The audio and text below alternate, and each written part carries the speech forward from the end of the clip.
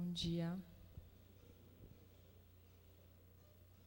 Só para eu saber aqui, enquanto ele coloca os slides, para eu conhecer um pouco melhor a audiência. Segundo eu entendi, tem pessoas aqui que trabalham no centro de computação, é isso? Se alguém puder levantar a mão.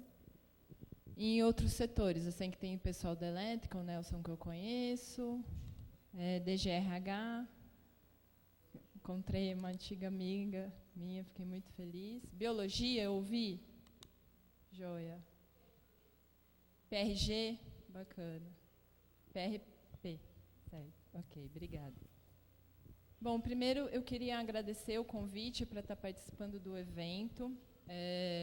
Fiquei realmente muito feliz, porque eu tenho uma relação afetiva, principalmente com o centro de computação. Meu pai, há muitos e muitos anos atrás,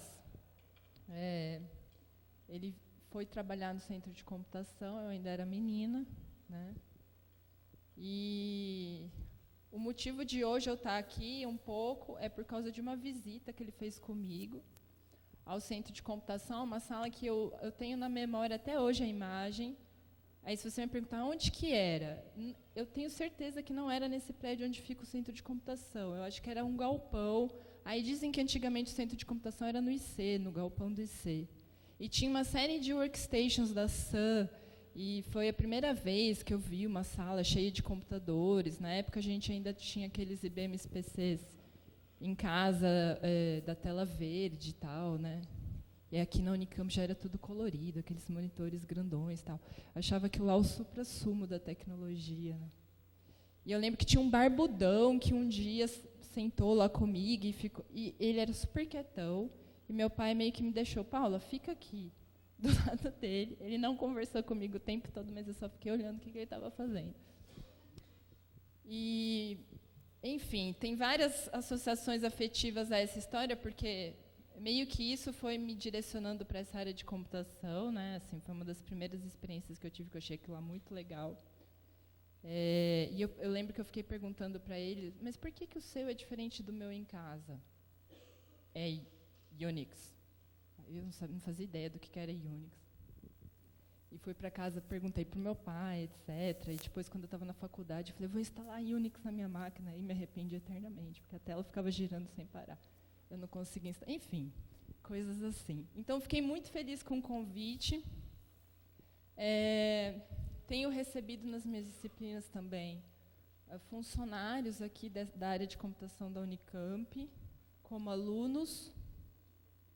E eu não sei se eu entendi direito o slide que o professor Paulo apresentou, da questão, segundo eu entendi no slide, ele foi dito pela consultoria que vocês são caros, é isso? Eu queria ter podido falar assim, são caros, mas são muito bons também. São muito bem selecionados, então assim, eu afirmo isso com... Eu tenho alguns de vocês na sala de aula e vocês são muito bons, assim, né? Eu falo isso sem receio nenhum de estar errando. Lógico que no funcionalismo público sempre tem as exceções que acabam virando anedotas para generalizações, né? A gente tem que trabalhar muito duro contra isso, certo? Minha opinião. Bom, então eu vou falar um pouquinho hoje para vocês de computação afetiva. É um assunto que eu sou muito apaixonada. A gente tem até as 14h para falar. Então, alguém, por favor, controla o meu horário, porque eu gosto de ficar andando e eu falando com as mãos, e eu não vou esquecer de olhar para o relógio. Então, quando der aí, faltar uns 10 minutos para o meu tempo, alguém faz um sinal e eu tento ir mais rápido. Eu tentei fazer a palestra de hoje um assunto não muito acadêmico, mas também não queria deixar ela muito rasa. Então, eu vou tentar trazer algumas informações um pouco mais técnicas para vocês. Fiquei me perguntando, ao preparar a palestra ao longo dessa madrugada, o que vocês poderiam aplicar no dia a dia. Eu não tenho essa resposta muito bem formada. Eu acho que vocês, diante dos problemas que vocês enfrentam, talvez consigam tirar algum conceito ou alguma técnica que possa ser utilizada de inspiração, né? Mas se vocês tiverem oportunidade, depois vocês me dão um feedback, até mesmo para eu conseguir falar melhor com esse público. E se vocês quiserem me convidar para outros eventos como esse, fiquem à vontade, eu arranjo assunto diferente para falar para vocês, tá bom? Então, vamos lá. Primeiro, deixa eu falar rapidamente como que eu cheguei até esse tema de pesquisa, né? Eu me formei aqui em Engenharia Elétrica na Unicamp, fui para a indústria, e lá pelas tantas, depois de uma vida errante aí, eu decidi voltar a estudar porque eu estava morrendo de saudade, e caí nessa área de processamento digital de imagens e computação gráfica. E a gente tinha uma grande motivação, a gente, eu digo eu, meu orientador, professor José Mário de Martino, que vai estar aqui à tarde, né? Que é o de desenvolver assistentes virtuais. E lá, quando eu fui fazer o meu mestrado, quando eu falava de assistentes virtuais, eu não sei o que passava muito pela cabeça das pessoas, mas as pessoas não tinham uma ideia muito palpável de que era um assistente virtual, né? E eu ficava contando a historinha, que o nosso sonho era que um dia a gente acordasse de manhã e fosse para a nossa geladeira, e lá na geladeira ia ter, por exemplo, uma face que você poderia customizar do jeito que você queria. Para mim, ia ser o Brad Pitt. Apesar que o Brad Pitt está meio caindo agora. Precisa escolher um novo sex symbol aí. O Thor, talvez, vai. Elas fizeram assim, né? E ia falar, bom dia, Paula, tudo bem?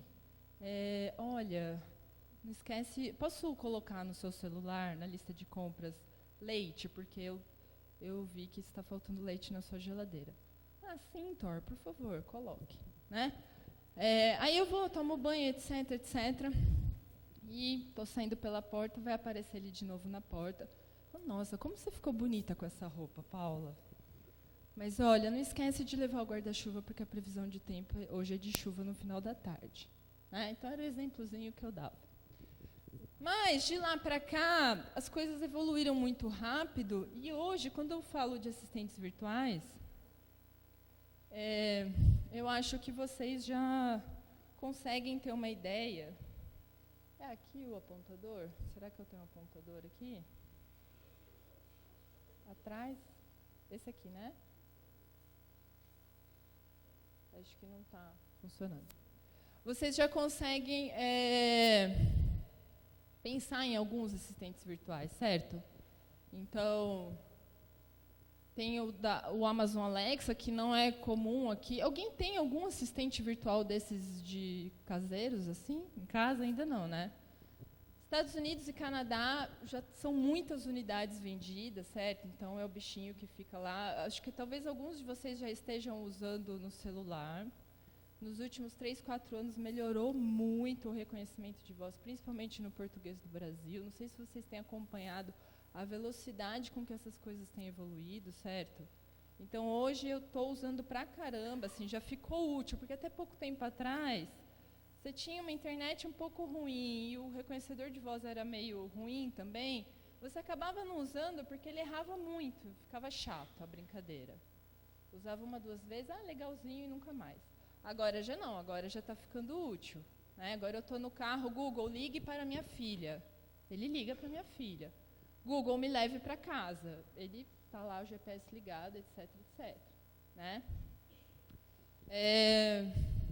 A gente tem coisas de empresas já mesmo, né? Que tem com os assistentes virtuais, aí, inclusive com o corpo. Tem a Cortana no Windows, né? Que ela tenta ser uma assistente virtual. E tem algumas coisas que eles emulam assistentes virtuais, mas eles não são muito automatizados, eles ainda são meio feitos na mão, né? É o caso da Magazine Luiza. Mas eles têm trabalhado muito nela, então a Magazine Luiza ela tem uma personalidade. A Lu, né, do Magazine Luiza, a assistente virtual, ela tem já uma personalidade, ela tem toda uma narrativa por trás. Enfim, hoje em dia está ficando mais fácil dar exemplos de assistentes virtuais. Ainda que eles ainda não tenham um corpo, né, uma face muito clara. E qual que era a nossa grande motivação? É porque, assim, de um lado a gente tem os usuários, que tanto podem ser pessoas como nós, familiarizadas com a tecnologia, a gente não tem grandes dificuldades em acessar um computador, um celular, etc. Mas a gente pode pensar também em usuários que são analfabetos, ou que ainda não têm grande desenvoltura com a tecnologia. E aqui eu coloco o exemplo de uma criança, mas a gente nunca pode esquecer que no Brasil existem muitos adultos que caem nessa categoria de analfabetos e pouco familiarizados com a tecnologia.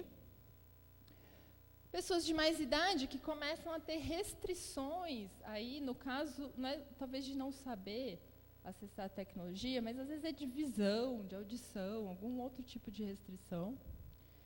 E casos mais severos, onde existem desabilidades mesmo, que as interfaces existentes, que seriam teclado, mouse, ou todas as possibilidades de interfaces hardware que a gente tem a oferecer para eles acessarem a informação, acabam impondo algum tipo de obstáculo, certo? Então, uma das motivações da gente trabalhar com assistentes virtuais é que a gente imagina que a gente poderia exercitar uma comunicação mais natural, mais intuitiva, certo? Ele não precisa ficar se preocupando em como ele vai acessar o site do banco. Ele poderia usar uma comunicação mais próxima do que da comunicação face a face, que a gente é treinado desde o nascimento, certo? Lógico que a gente não imagina que isso vai ser uma panaceia para todos os tipos de problemas, mas é nessa direção que a gente vinha trabalhando, né, nesses assistentes virtuais ou nesse tipo de interface, como um facilitador para o acesso à informação para qualquer tipo de público, ok? Qualquer tipo de usuário.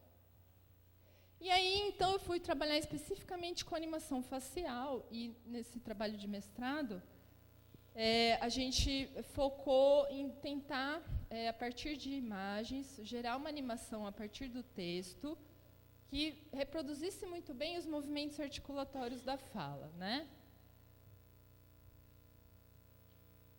Eu não sei se vai sair o áudio aqui. Eu tinha visto que não estava saindo o áudio. Mas isso é uma animação, certo? Então, isso não foi um vídeo gravado, é uma animação, e vocês podem ser sinceros comigo, o resultado é tosco, tá?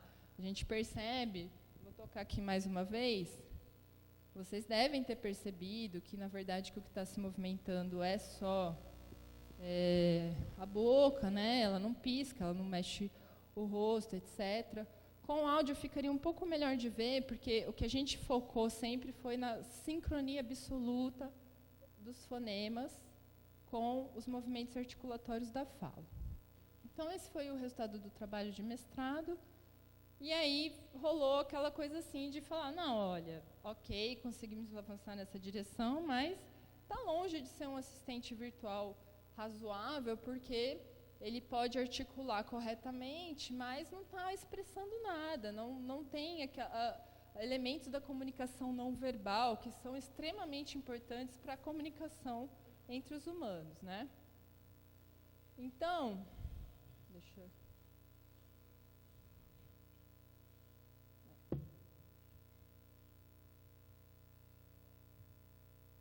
Acho que o vídeo aqui... E o que a gente queria alcançar lá na frente era algo nessa linha, né? A gente, de um lado, ter os usuários e sensores que vão estar lá olhando para o ambiente e tirando informações do ambiente. Toda essa gama de informações entra num sistema inteligente. Esse sistema inteligente, ele computaria qual a melhor resposta, mas não só a melhor resposta, mas também como entregar esta resposta, com que elementos de comunicação não verbal entregar essa resposta, que resposta emocional, certo? E colocar isso como parâmetros da animação. E aí, opa, estou apertando errado aqui, veio a questão de como modelar emoções, como que a gente modela isso na face, né? E aí eu fui lá, dei um Google, beleza, eu estou preocupada com animação facial, como se modela emoções na computação? E aí é que o poço foi ficando fundo, né? Porque 90% das soluções que a gente vai encontrar para a computação e que tentam modelar emoções, você vai acabar esbarrando nesse modelo que... Alguém sabe qual que é o nome desse modelo? Alguém já esbarrou nisso? Tem um nome isso aqui. Rodolfo não pode, porque já fez a disciplina. É o chamado modelo de Ekman. Ekman é o primeiro autor, é uma injustiça que chame modelo de Ekman, porque o Friesen trabalhou muito nesse trabalho, e ele continuou mais até do que no Ekman, mas o modelo é conhecido como modelo de Ekman, ou modelo das Big Six emoções básicas, certo? Seria raiva, felicidade, nojo, tristeza, medo e surpresa, né? E por que eu falei que o buraco foi ficando fundo, né? Porque, assim, esse modelo ele é usado na computação nas mais diversas aplicações diferentes. Ele acabou virando um canivete suíço de modelo de emoções. Tá? Só que, de cara, para mim, eu já sentia que aquilo não ia funcionar. Por quê? Eita, estou errando toda hora aqui o page down. Porque eu estava querendo algo que, por exemplo, pudesse ser colocado, por exemplo, num totem de aeroporto. E assistente virtual vai falar se o voo foi cancelado. Certo? Uma notícia desagradável. A pessoa que atende é a pessoa que é a cara da companhia aérea. E, coitada das aeromoças reais, que talvez tenham que ficar dando essa resposta para 100 passageiros, certo? E, no final do dia, ela já deve estar estressada, cansada, já ouviu um monte de desaforo, etc. Mas ela tem que continuar educada, né? Essa seria a vantagem do assistente virtual. Mas, lá no modelo de Ekman, assim, eu não consigo encontrar uma emoção adequada. Porque eu vou usar qual daquelas lá? Vou usar de raiva? Ou vou usar a de tristeza? Seu voo foi cancelado, né? Nenhuma dessas é cancelada, porque elas são muito nenhuma dessas são adequadas, porque elas são arquétipas, né? Assim, não são emoções que, se a gente for pensar, pensa no seu cotidiano aí, quantas vezes você dialoga com raiva, quantas vezes você dialoga com expressão de surpresa, quantas vezes você dialoga, né? Elas ocorrem, mas elas ocorrem com baixa frequência, né? Assim espero. Então, falei, pera lá, isso aqui não está legal, deixa eu continuar pesquisando um pouco mais sobre emoções. O que existe sobre emoções, né? E aí, foi realmente uma jornada aí que se iniciou, porque eu tive que começar a mergulhar na literatura de emoções para tentar entender como que se adaptava isso para o mundo da computação. Tá? Lógico que o modelo de Ekman não era o único, eu vou comentar de outros aqui, mas eu tive que começar a entender um pouco mais, afinal de contas, o que era emoção e quais eram os aspectos envolvidos, etc. Nessa aventura, eu acabei tendo que ler muita coisa de autismo, porque era uma coisa que eu não sabia na época. Alguém tem aqui familiar, parente, filho com autismo? Não? Tá. Os autistas, um dos traços característicos deles é realmente uma dificuldade no processamento da informação de emoção. Tá? Então, existe, por exemplo, o relato frequente, é bem importante a gente falar que o autismo ele é um espectro, né? A gente se refere como espectro autista, então tem desde o mais grave, que não se comunica de maneira nenhuma e que tem que viver realmente isolado, porque qualquer estímulo é muito grave para ele é muito sensível, até a síndrome de Asperger, que é o autismo de maior nível de funcionamento, que eles falam, que seria o Sheldon, do Big Bang Theory, ele tem Asperger, né? Então, uma pessoa que ela se relaciona, ela socializa, mas ela tem alguns defeitinhos assim nessa socialização. Então, se a gente for analisar, por exemplo, os traços característicos dos autistas, a gente pode elencar alguns mais importantes. Então, eles respondem às interações sociais, mas eles não as iniciam. Eles têm dificuldade de entender, por exemplo, piadas, figuras de linguagem, sarcasmo. Eles têm dificuldade de interpretar expressões faciais, linguagem corporal.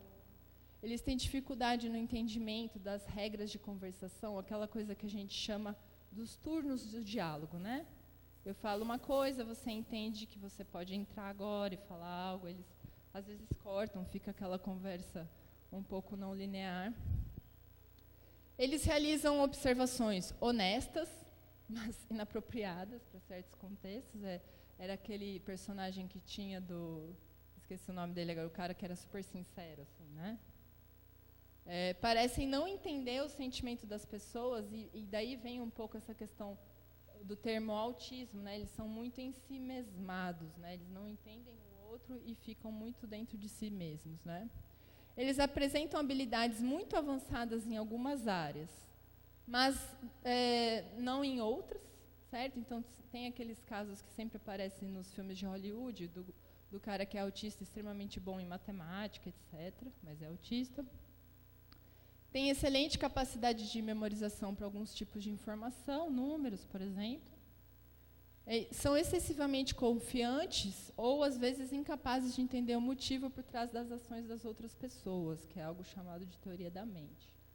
Ele vê suas ações, mas ele não consegue entender ou deduzir o porquê de você, por exemplo, se você está entrando por aquela porta, significa que você está indo ao banheiro, e assim por diante. E aí, lá pelas tantas, eu me dei conta que se a gente pega esses traços característicos e substitui autistas por computadores, o que a gente tem é que as nossas máquinas são autistas, certo?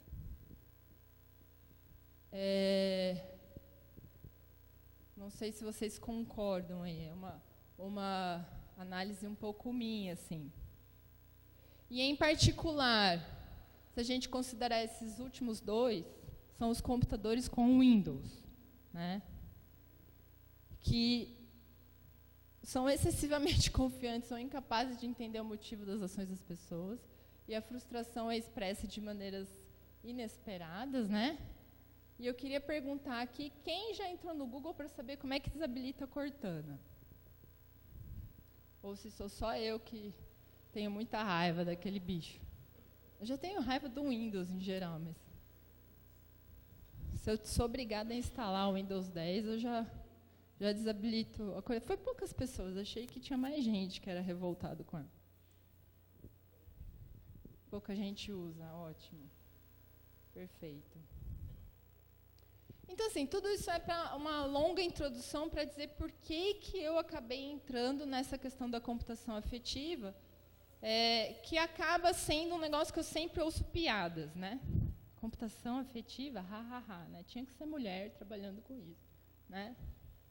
Está faltando emoção na computação? Assim, eu vou escrever um livro das piadas que eu ouço por estar trabalhando com computação afetiva. Então, o que para vocês eu vou tentar aqui passar um panorama é por que é relevante modelar emoções nesse mundo da computação, em particular de sistemas inteligentes. Muito rapidamente, vou falar como que se modela a emoção tipicamente na computação, além do modelo de Ekman, certo? E onde que essas emoções estão sendo modeladas hoje nos sistemas computacionais. Eu queria muito aprender a usar isso aqui. Como aprendi? Então, vamos começar primeiro com esse termo, computação afetiva. Por que é computação afetiva, tá?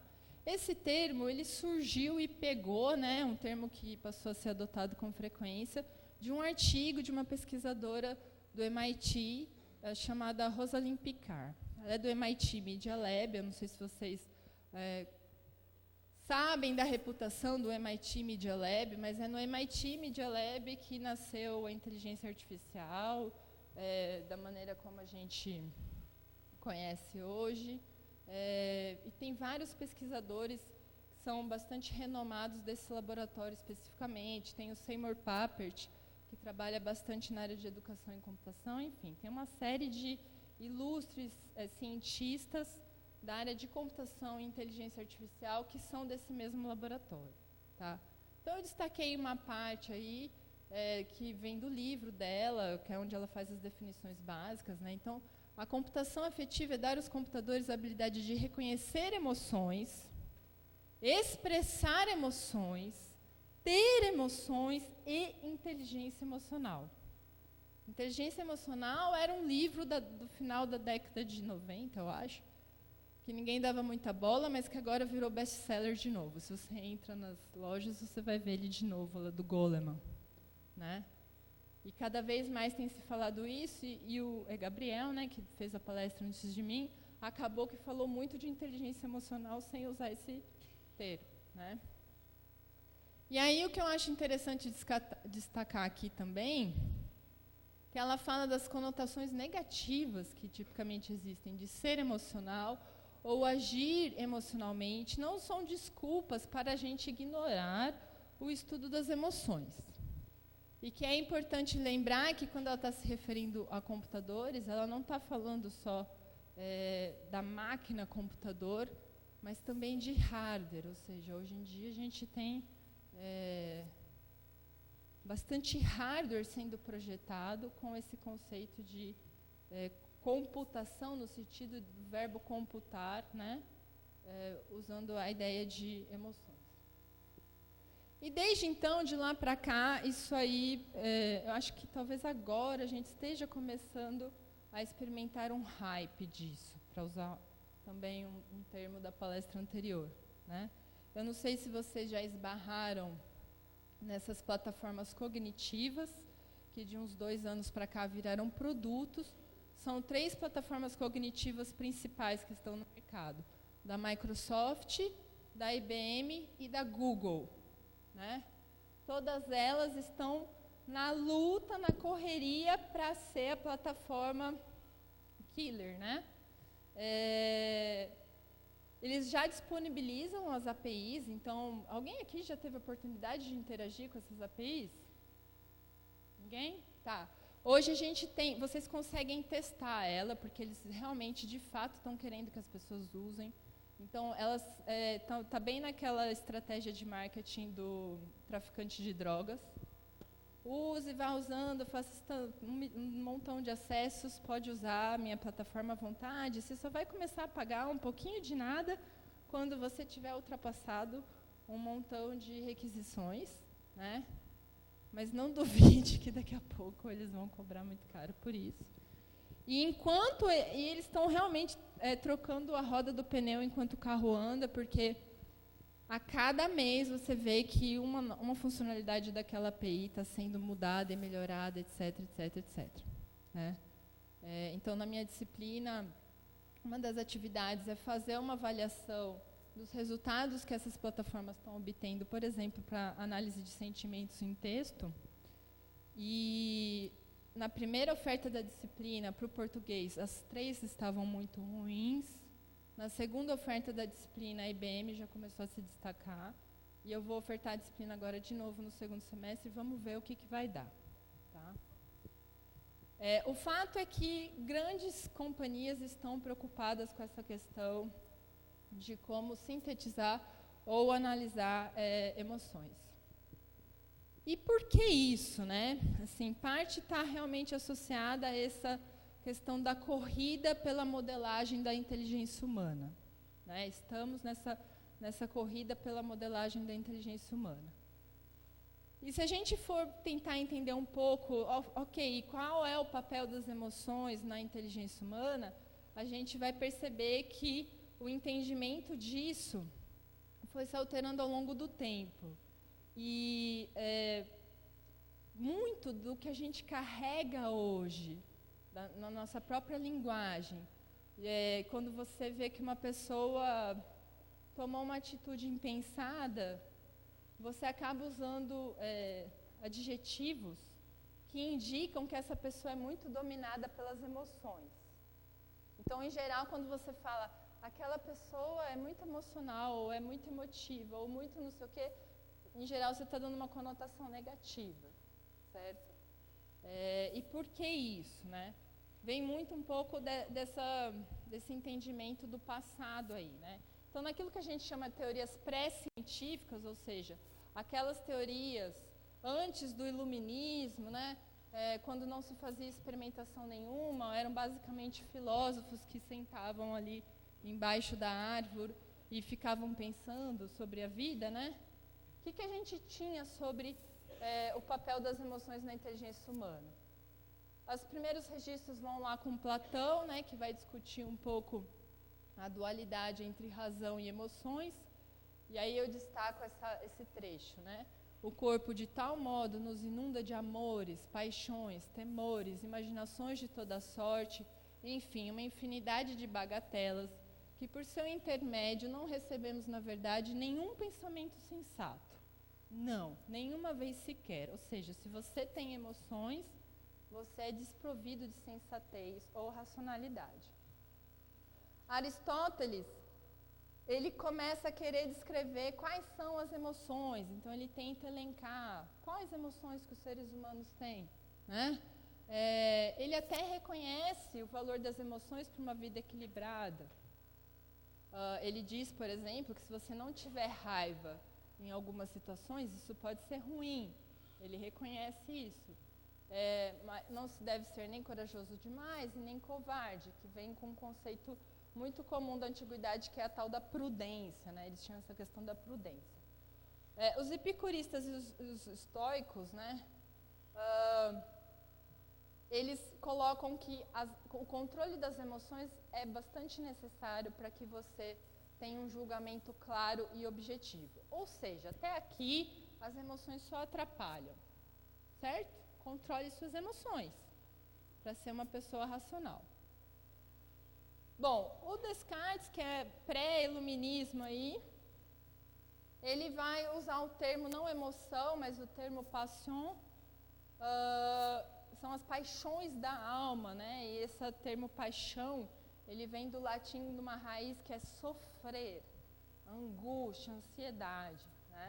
E o Descartes é o primeiro que realmente começa a querer pensar no conhecimento de uma forma um pouco mais estruturada. E ele vai falar das 6 paixões primitivas, que interessante aqui, né? A gente sempre acaba falando assim, quais são as emoções primitivas, quais são as emoções básicas? E aí ele vai falar de admiração, amor, ódio, desejo sexual, certo? A alegria e a tristeza. E ele traça essa ideia de que todas as outras emoções são derivadas dessas. E aí? Alguém discorda? A ideia... Vamos lá. Alguém me fala uma emoção que não está nessa lista aí.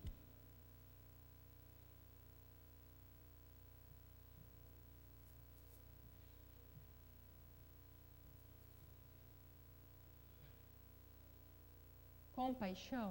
Ok. Então, por Descartes, compaixão seria derivada dessa. E aí? Foi o Nelson que falou? Foi você, Nelson, que falou compaixão? E aí, você consegue fazer uma combinação linear aí de amor, ódio, desejo para gerar compaixão? É possível que alguém ache que sim, mas eu só estou falando isso porque essa era a explicação que Descartes falava, tá? Eu vi que vocês se sentiram tímidos de falar outras emoções. E aí, a única coisa que eu posso garantir que vocês vão levar depois dessa palestra é que vocês já terão aumentado o nível de inteligência emocional de vocês, porque é medido que toda vez que uma pessoa começa a refletir sobre o próprio vocabulário das emoções, ela automaticamente passa a se tornar consciente e ela aumenta a sua inteligência emocional. Isso é medido, tá? Então, vamos lá, vamos melhorar o vocabulário de emoções aí de vocês. Comecem a falar outras emoções. Sem timidez. Medo não está aí. Legal, medo. Não ouvi, desculpa. Saudade.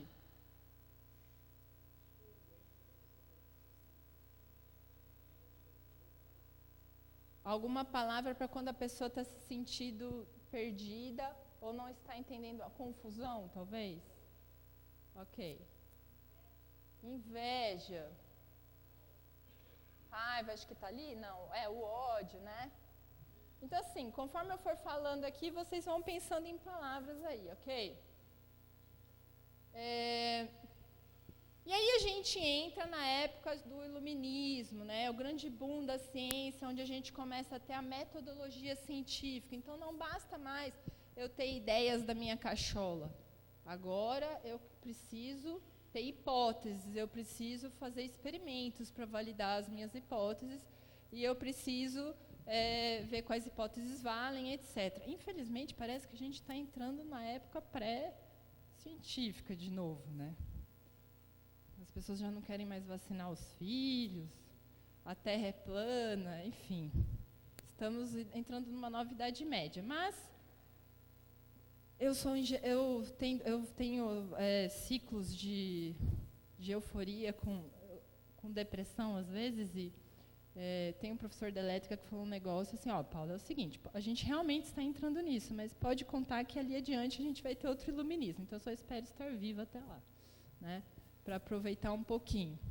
Mas esse cara aqui, que é o Duchenne, lá no início do século XIX, ele começou a fazer experimentos, deixa eu entender o que são essas expressões faciais, né, de onde elas vêm, e aí ele pegava alguns pacientes do sanatório e começava a aplicar choquinhos na face da pessoa, para entender qual músculo era responsável por qual expressão, etc. Daí sai um termo que é o sorriso falso de Duchenne, que é a gente, quando sorri verdadeiramente, não tem como, a gente não consegue controlar, mas é um conjunto específico de músculos da face acionado todo junto. Então, você sorri com a boca, mas você também sorri com os olhos. A gente consegue perceber isso.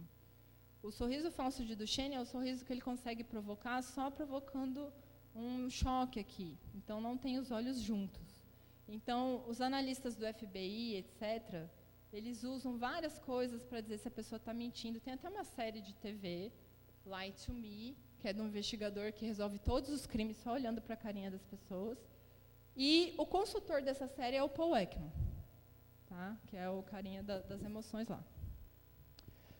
Eu fui obrigada a ler Darwin também. Quem diria que um dia, para fazer um doutorado em computação, eu teria que ler Darwin, né? Porque Darwin tem um livro só sobre expressão facial em homens e animais, né? Então, ele vai estudar um pouco lá também os tipos de emoções. Esse livro é interessantíssimo, assim, só o prólogo dele já é muito interessante, e aí a gente entende por que Darwin conseguiu alcançar espalhar tanto as suas teorias, porque ele é um ótimo escritor, assim, ele é um excelente divulgador de ciência. No final do século XIX para o século XX, a gente tem a psicologia entrando na jogada. E por que a psicologia entrou na jogada, inclusive se consolidando como uma ciência, né? Guerra, gente, guerra. Tá? Os experimentos eram feitos para desestabilizar. Os alemães usavam fotos de familiares e ficavam querendo desestabilizar as pessoas para que eles revelassem segredos, etc, etc. Tá? E na psicologia a gente vai ter duas grandes correntes, que é o behaviorismo, que vai falar que as emoções são simplesmente reações condicionadas, ou seja, a gente tem as emoções como reação direta de algo que acontece no ambiente, versus o cognitivismo, onde ele diz que não, que as emoções elas passam, antes da reação emocional, a gente passa por um processo de avaliação. Para vocês entenderem um pouco melhor, imagina que esse é um exemplo que aparece na literatura. Estou andando na floresta e me deparo com um urso. E aí, qual é o sentimento que vocês teriam? Medo. Mas e se eu disser que você é um caçador com 20 anos de experiência? Talvez você sinta excitação, né? Então, os cognitivistas falam que as emoções não podem ser simplesmente uma reação, porque passou por um processo cognitivo de avaliação para dizer que aquilo eu vou estar excitado ou vou estar com medo. Aí, outro exemplo que eu costumo dar, imagina que você está no jantar, na mesa de casa jantando, e você ouve tiros e bombas. Certo? Vou ter medo. Mas e se você morar no Rio? É péssimo esse exemplo, né? Aí, no século XXI, a gente entra na neurociência. Então, hoje, estudar emoções já não são mais só os psicólogos, não são só mais os filósofos, mas a gente começa a ter medidas. E no século XXI a gente entra muito forte nessa jornada para entender o cérebro humano, Não à toa que o Obama, uma das primeiras coisas que fez quando entrou, foi ter o projeto BRAIN a nível nacional, direcionando toda a pesquisa científica para essa questão do cérebro. A Europa foi atrás, e o Brasil, talvez daqui a uns 10 anos, vá atrás. Começa a estudar o cérebro. Né? E aí hoje se estuda muito por imagens funcionais, então a gente consegue simular as emoções e ver onde elas são ativadas, mas infelizmente também tem uma parte não tão legal, que é a estimulação profunda de cérebro. Tá? E hoje a gente já entende um pouco melhor qual que é a estrutura das emoções, então nosso cérebro pode ser considerado aí um cérebro em camadas, que tem bastante a ver com a maneira como os seres vivos evoluíram. Então, a camada mais interna é o cérebro chamado reptiliano, que é dos répteis, né? Que são animais, que a gente até se refere a eles como animais frios, não somente pela questão do controle de temperatura, mas pelo comportamento deles também, né? Dificilmente você vai conseguir olhar para alguma ação de um jacaré e falar, que fofinho, que bonitinho, olha o que ele está fazendo, que gracinha, né? E aí a gente os seres vão evoluindo aí, né? Mas quando a gente chega nos primatas, a gente já começa a ter expressões de emoções bem mais claras, né? A gente já consegue um pouco antes nos ratinhos, etc., nos mamíferos mais primitivos, até chegar em nós, né?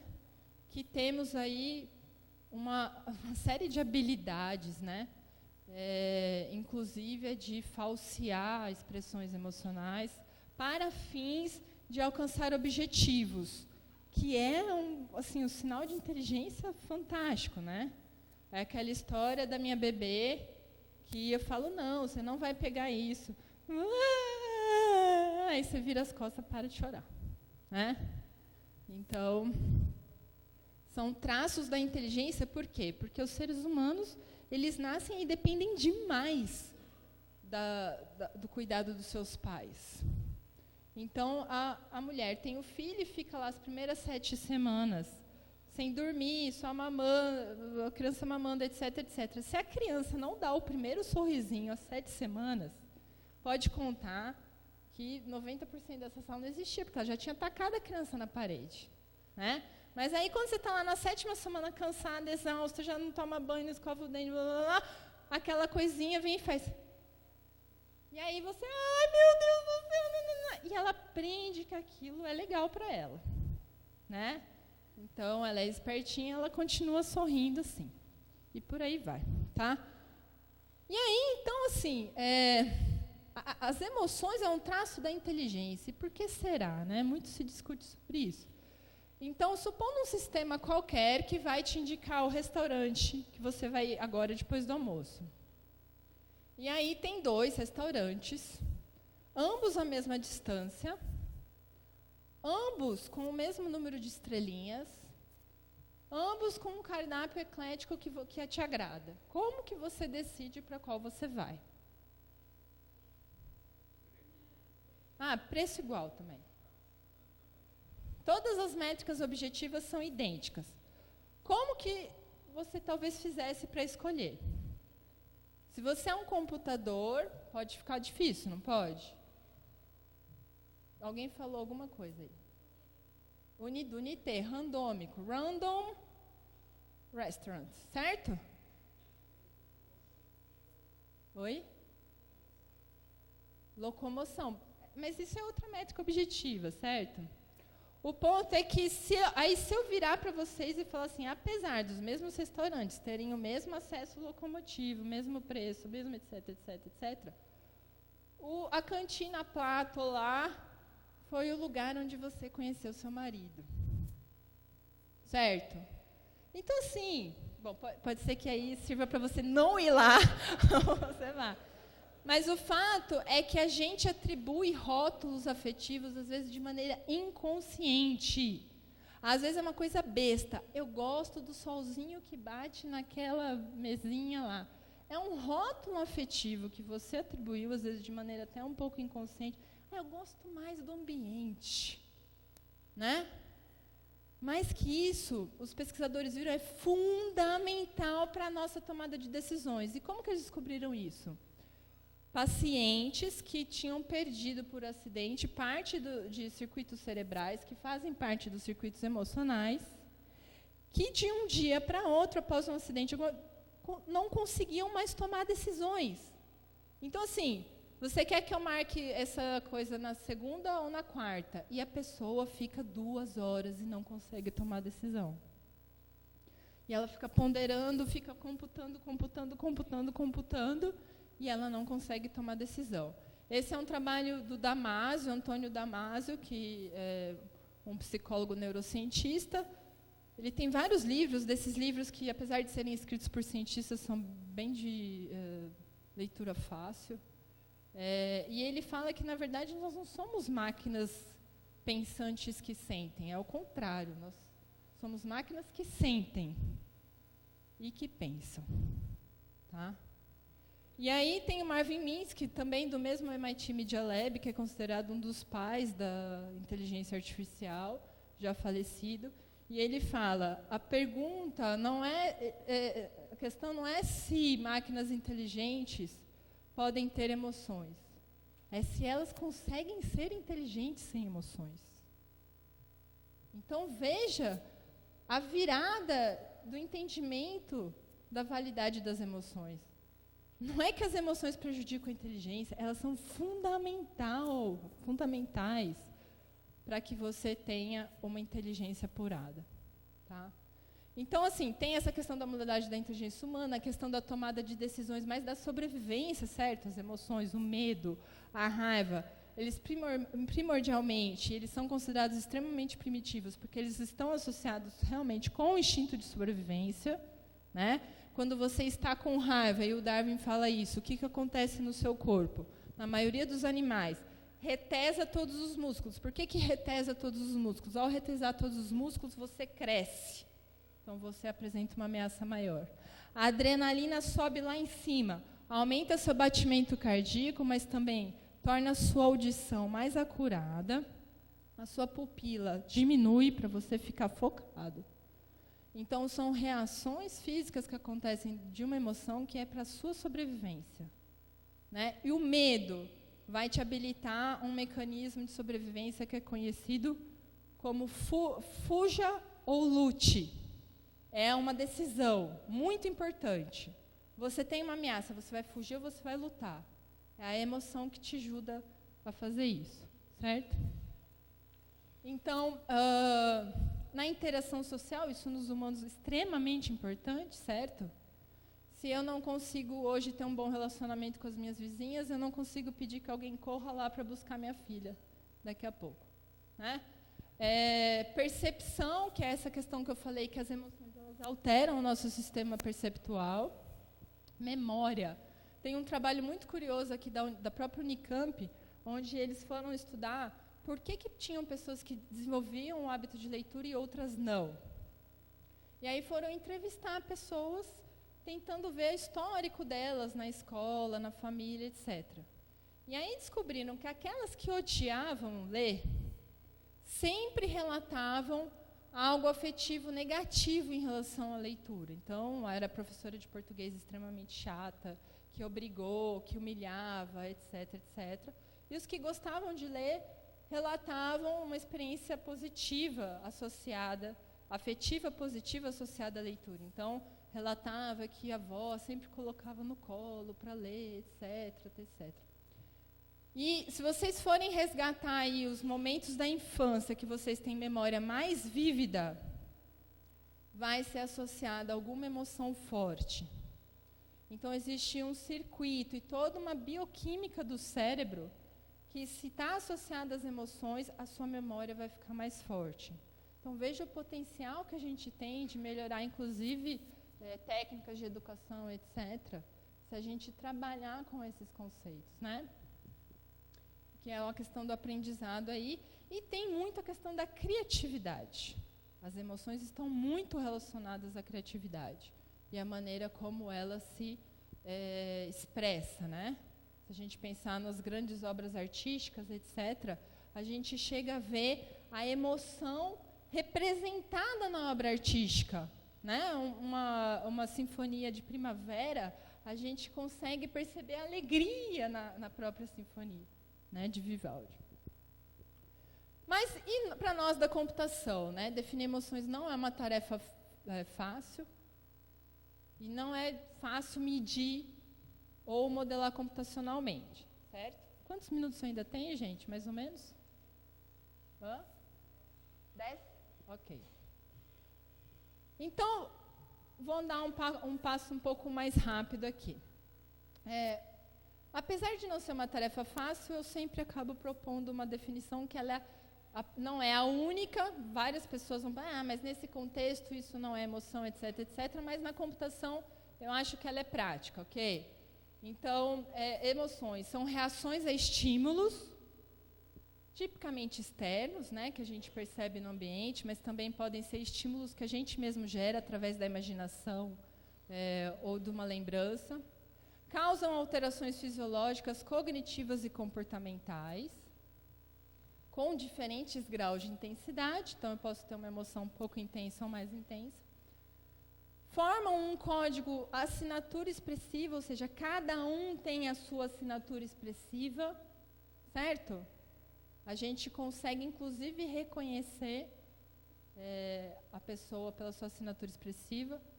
Essa assinatura expressiva individual, ela pode ter um propósito natural de sobrevivência ou mais um propósito social. E, principalmente, ela é discernível por outros seres humanos. Tá?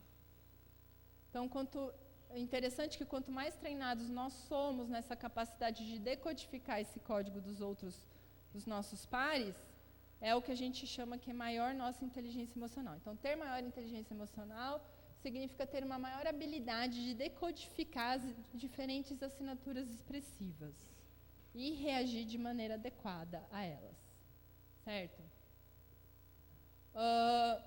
Interessante que se a gente tem também a capacidade de simular uma assinatura expressiva, a gente ganha o poder de manipular as pessoas.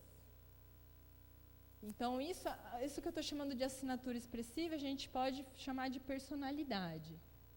E a intensidade com que a gente reage aos estímulos, a gente pode chamar de humor.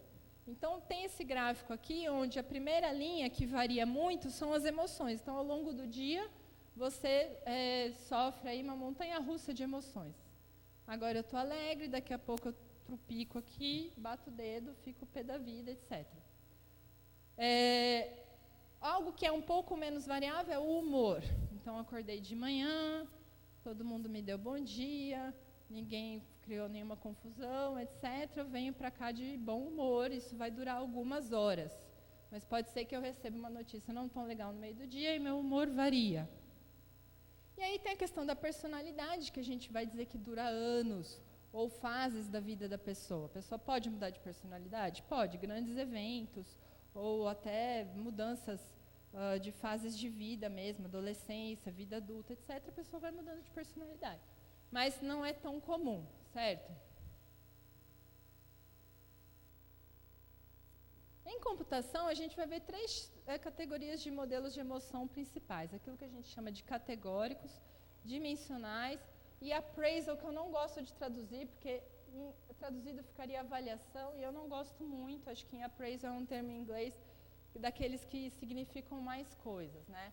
Os categóricos seriam qualquer modelo que tem um vocabulário finito de emoções, como se fossem emoções básicas, aquela mesma ideia do Descartes. E aí a gente vai ter vários modelos categóricos. E se vocês derem uma olhada rápida aqui, não sei se está muito bom de ler, começa a aparecer para cada pesquisador um conjunto de um vocabulário. Alguns têm poucos, 6, 5 emoções, outros vão ter 10 emoções. E aí vocês podem olhar aí um pouco o vocabulário de emoções, né? A mais famosa é essa que eu disse, que é as 6 emoções de Ekman, né? Que ele saiu o mundo afora, inclusive no Brasil, com várias fotos de expressões faciais, perguntando para as pessoas o que você acha que essa expressão é, o que você acha que essa expressão é. E no mundo inteiro, lá na década de 70, ele não fez tantos experimentos assim, mas ele chegou à conclusão que tinham 6 expressões universalmente reconhecidas, né? Que são essas que estão aí. Opa!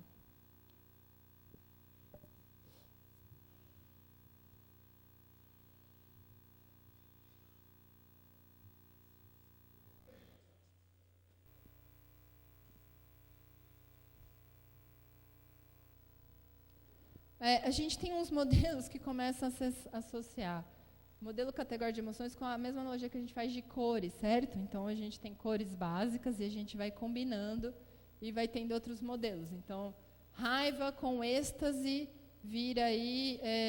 a raiva com alegria vira antecipação. Alegria com medo vira trust. Enfim, eu particularmente considero meio discutível. E tem gente que vai sofisticando mais ainda. Não é... assim, na verdade é um cone, porque a ideia do cone é que tem a intensidade também. Então, dependendo da intensidade, você faz isso. Os modelos dimensionais de emoções é o que a gente chama de sair do mundo discreto para ir para o mundo analógico. Então, agora as emoções são mapeadas em um espaço multidimensional. Supostamente, a gente teria infinitos estados emocionais, porque a gente transiciona de uma emoção a outra, passando por outras no meio, tá?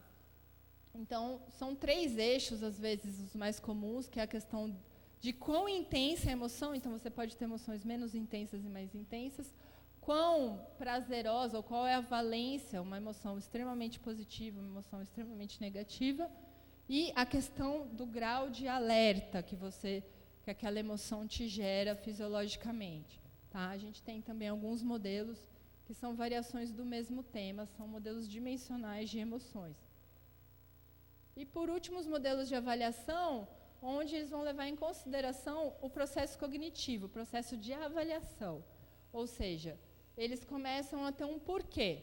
Então, um desses modelos é o modelo OCC, de Orton e Clory Collins, que ele define cada emoção com o seu processo cognitivo associado. Então, por exemplo, ressentimento, que é esse que está aqui. Ressentimento é quando você tem uma emoção negativa, de desprazer, em relação ao evento, presumivelmente para ser desejado para alguém. Então, aconteceu algo bom para outra pessoa, mas você tem um sentimento ruim. Então, a isso se dá o nome de ressentimento. O interessante desse tipo de modelo é que, computacionalmente, é super programável. Naquele meu sistema inteligente, eu consigo dizer quais são as ações que eu espero, consigo dizer se eu gostei delas ou não, se eram desejáveis ou não, e eu consigo programar isso. Né? Qual modelo é melhor? Bom, depende, certo? Depende de várias coisas. Primeiro, o seu problema é de análise ou de síntese? Você quer reconhecer emoções ou você está querendo sintetizar emoções? Existem diferentes abordagens para diferentes áreas. E aí eu já estou terminando quase. Que eu vou citar rapidamente quais são as grandes áreas onde as emoções estão em voga no momento, né? Uma delas que vocês com certeza já devem ter percebido isso é essa área de opinion mining ou sentiment analysis, onde a gente vai ter um conjunto de técnicas para classificar textos e ter a sua valência, ou, mais recentemente, a rotulação mesmo. A valência seria falar, essa opinião aqui, ela é positiva ou ela é negativa? E a outra coisa é rotular o tipo de emoção. Não, essa opinião aqui é uma opinião de desprezo pelo produto, algo do tipo. Tá? Esse é um problema complexo na área acadêmica, porque eu dou como exemplo essa frase aí que está em destaque. A qualidade da voz neste telefone não é boa, mas a duração da bateria é muito longa. Qual é o problema nessa frase? Primeiro que ele está avaliando 2 aspectos do quê? Da qualidade da voz. Ele está, do telefone, desculpa. Ele está avaliando a qualidade da voz e a bateria do telefone. Só que, tipicamente, você poderia dizer assim, se aparecer boa na frase é porque é positivo. Mas ele está falando que não é boa. Né? Então, assim, tem várias abordagens para fazer esse tipo de computação. Muitas delas agregam a questão de dicionários afetivos. Mas o problema da linguagem humana é que ela envolve muito contexto. Então, a gente começa a ter que ter uma análise semântica de todo um contexto maior para conseguir fazer esse tipo de avaliação. Outro lugar em que a coisa está vindo muito rápido é a questão da área de áudio. Então, desde avaliar emoção na fala da pessoa, ou também sintetizar falas com emoções específicas. Em música, é outra área que isso está vindo muito forte também. Então, por exemplo, o Spotify está lá toda hora pesquisando coisas nessa linha, porque ele quer saber qual é o seu sentimento quando você ouve aquela playlist XYZ. Né? E daqui a pouco a gente vai chegar naquele ponto assim, estou deprimida, por favor, encontre uma playlist para mim. Né? Quem daqui já teve essa sensação de mudar de humor após ouvir uma música? Eu sou extremamente sensível a isso, certo? Então, a música é uma coisa muito poderosa e as pesquisas nessa área estão vindo bem forte. Sons de animais, quem não quer saber o que o gatinho está miando? O que ele está sentindo? Né? Sons, ruídos ambientais, aquela história da casa inteligente, que você quer entrar na sua casa e quer que o ambiente te relaxe, etc, porque você teve um dia corrido. E nessa área específica de áudio, a gente tem uma grande diversidade de rótulos emocionais e um grande interesse da indústria, tanto na análise quanto da síntese. Na área de multimídia, imagens e vídeos, tem um foco muito grande nas expressões faciais, então, assim, reconhecimento de face já é uma coisa muito real, né? Na China, por exemplo, o pessoal já faz tudo com reconhecimento de face. Mas agora é bastante importante também reconhecer as emoções. Eu quero saber que se aquele carinha que entrou no aeroporto, ele está nervoso demais ou não. Ou se ele está relaxado, né, por motivos de segurança. Tenho essas palestras aqui, e eu poderia estar com o meu Google Glass, não posso mais, porque o projeto Google Glass morreu, mas outros virão. Meu óculos de realidade aumentada, vocês não estão sabendo, eu sou autista, e eu tenho meu óculos de realidade aumentada. Conforme eu estou falando para vocês, como eu sou autista e eu não sei ler a reação da plateia, está aparecendo aqui só para mim que tantos por cento da plateia está ainda acordada, tantos por cento já está com fome, quer ir logo para a hora do almoço. Eu sei muito bem, porque nessa sala tem o barulhinho das cadeiras. Né? Conforme vai aumentando o barulhinho das cadeiras, a gente já sabe que está na hora de andar logo com a palestra. Né? Vocês entenderam, gente, até onde isso vai? Image captioning, que é a legendagem automática de imagens, até para saber se aquilo é uma imagem que causa nojo, uma imagem que causa repulsa, muito agressiva, causa raiva, causa alegria, né? A tal história, estou deprimida, vou ver vídeo de gatinhos, né? Síntese de imagens com propósitos específicos, isso dá mais medo. Dá mais medo porque se for mal usado, e a gente lembra das histórias da guerra lá, pode ser muito mal usado. E hoje a gente já vive um mundo onde o medo é uma indústria muito boa para muitas pessoas, certo? É bom que a gente tenha medo. Quanto mais medo a gente tiver, mais dominável nós seremos, certo? Ninguém vai ser corajoso, ninguém vai ter ideia, ninguém vai ficar fazendo revolta, né? Nem balbúrdia, né? Então, manipular imagens é um negócio que eu tenho bastante medo. E reconhecimento de emoções em vídeo pelos mesmos motivos apresentados anteriormente. E o que está vindo aí, gente, é o seguinte, se vocês têm filho, sobrinho, neto, etc., alerte eles, inclusive na maneira como eles estão estudando, como eles estão sendo formados. Isso aqui é aquilo que a gente estudou em história de Revolução Industrial, que havia uma sociedade antes e uma sociedade depois. Isso aqui é a próxima Revolução Industrial, vai virar o mundo de cabeça para baixo, né? Então, muita pesquisa em como modelar a inteligência humana, sistemas cognitivos, e em como ter robôs sociais, certo? Vai ser bom, a gente não tem que ter medo, gente. Sem medo, sério, medo não gera nada de bom. Nunca se esqueçam que a gente é só um planetinha no meio de uma Via Láctea, com mais zilhões, a gente não é nada. Então, não adianta ter medo, certo? Bom, fechando... Como que terminou o meu doutorado? Que eu não contei para vocês. Né? Infelizmente, sem áudio, provavelmente. Mas eu pulei daquele vídeo inicial. Acho que vai ser. Vamos ver se aqui tem áudio. Vai. Não tem. Então, ela aqui está representando algumas emoções.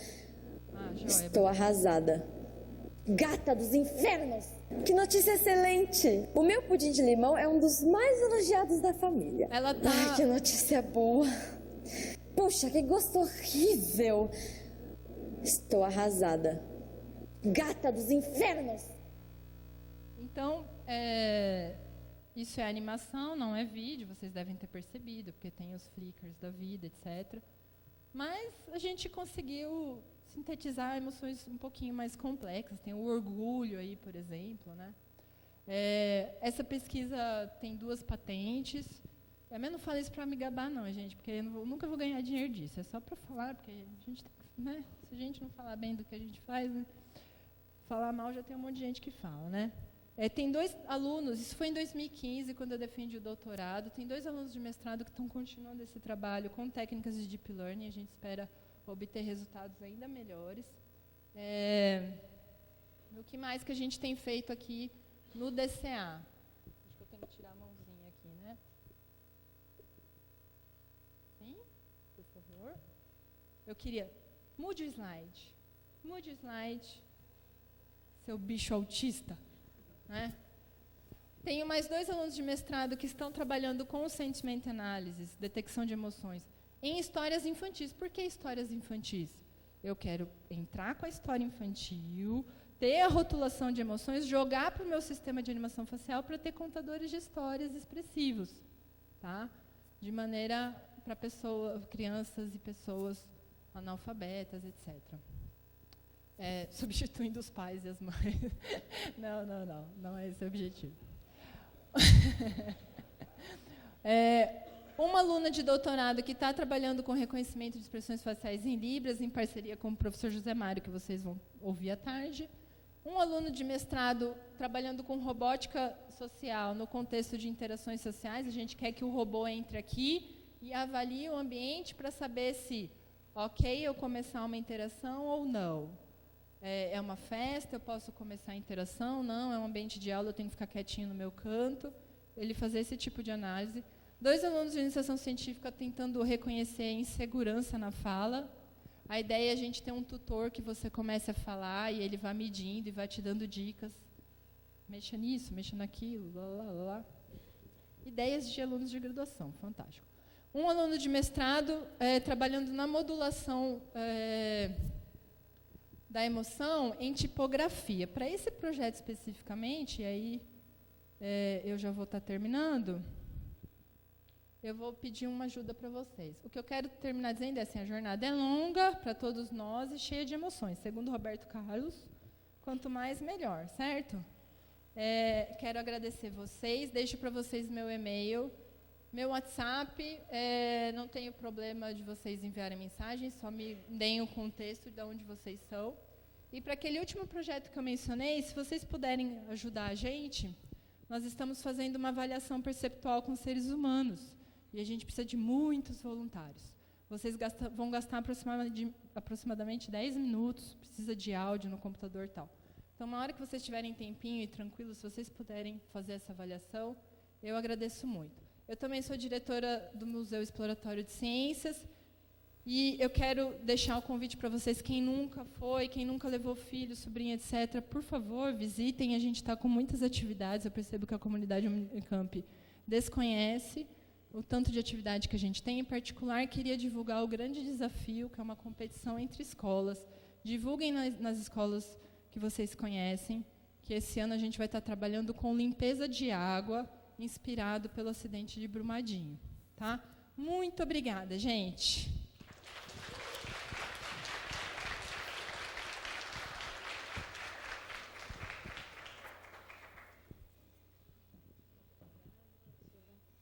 Agradecemos a participação e disponibilidade da professora. Muito obrigada.